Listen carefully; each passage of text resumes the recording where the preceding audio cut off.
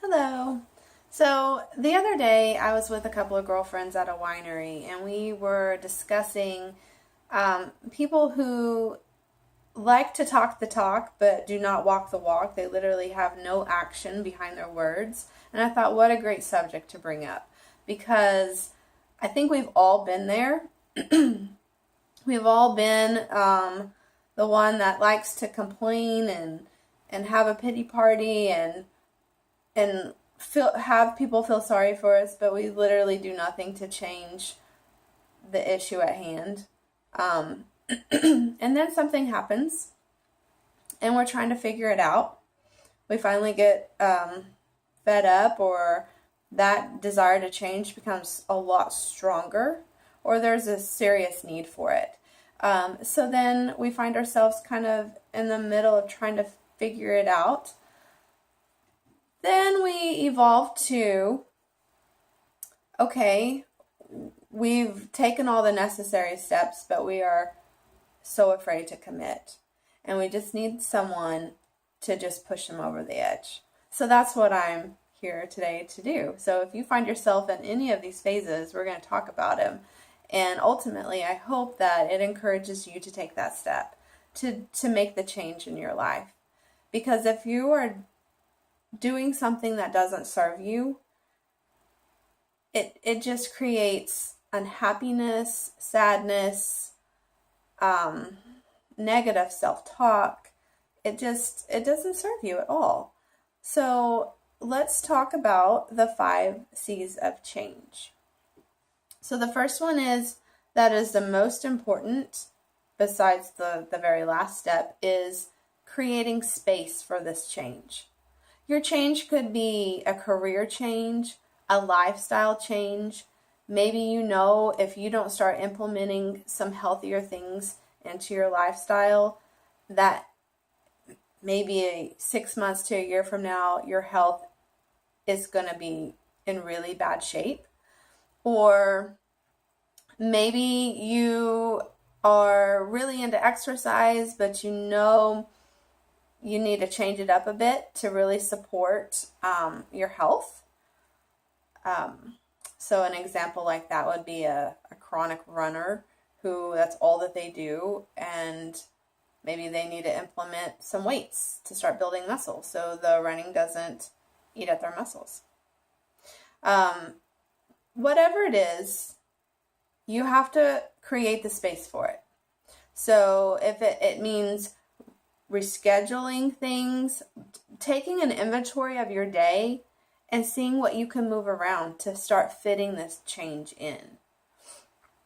Maybe it's going to bed earlier, waking up earlier, maybe not doing something that you do every day, making a sacrifice. I know for me, when I decided to go back to school, I had to really fit in that time. And now that I have my certification and I'm working with clients, I start waking up at 5 o'clock in the morning. I'm doing client check-ins at 5 o'clock in the morning because I work a full-time job as well. So this is so important to me, and it's something that I want to do, so I've created the space for it. On top of that, I'm going back for my level 2 certification to become a master health coach. And I know things are going to need to change again in my schedule. And I'm willing to do that because it's important to me. So you have to create the space. Okay, so that's the first C. We have 5 C's of change. So the first C is creating the space. The second one is conversations that you're having daily.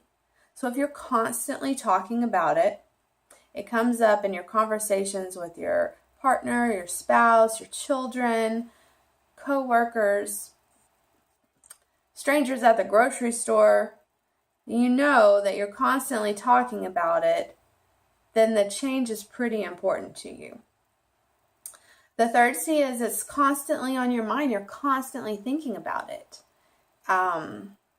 You go to sleep thinking about it. You wake up thinking about it. You think about it all throughout your day. It's constantly here. So take note of that. If you're constantly thinking about it, you are that much closer to actually implementing the change. You're consistently taking action, which is maybe you're doing research about it. Career change, maybe you're looking up jobs. Maybe you want to move to a different state, so you're filling out the city. Maybe you're thinking about eating a little healthier, so you're kind of looking at different vegetables that maybe you can implement, or trying to figure out a plan to implement, but you're not quite ready to take the step yet. And then the last step, the last C, is to actually commit. So you have to figure out where you are in these 5 phases. If you have a lot of these phases, if you have all 4, you have created the space, you are constantly having the conversations, you're constantly thinking about it, it's on your mind, and you're taking, consistently taking action, then what are you waiting for? All you need to do is commit. That's it. Just do it. Now, if you're somewhere in the middle, and maybe you've started to create the space, that's the number one thing, is to create the space. Then the rest starts to follow. Because if you can create the space and you can see that you've made time and that is that important to you, then the rest will fall in line. And then all you have to do is commit. But if you're someone who is literally complaining day in and day out that you hate your job, you hate how you feel, you hate your house, you hate where you live, all these things that you are constantly complaining about, but you are literally taking no action, what is the point? Okay, because a person can only listen to that for so long. I know. Trust me. I mean, I've probably been that person. We've all been that person. And you get the feeling when you start to talk about the same thing over and over again to your partner or your spouse or your friends, you can kind of see their eyes glaze over. And hopefully, if you don't see that, start to look for that, because that's going to be your sign to just stop complaining and start taking action. Because complaining about it and doing nothing doesn't serve you. Unless that's just what you want to do, then I don't really understand that. I don't understand why you want to complain and do nothing about it. There are people like that, but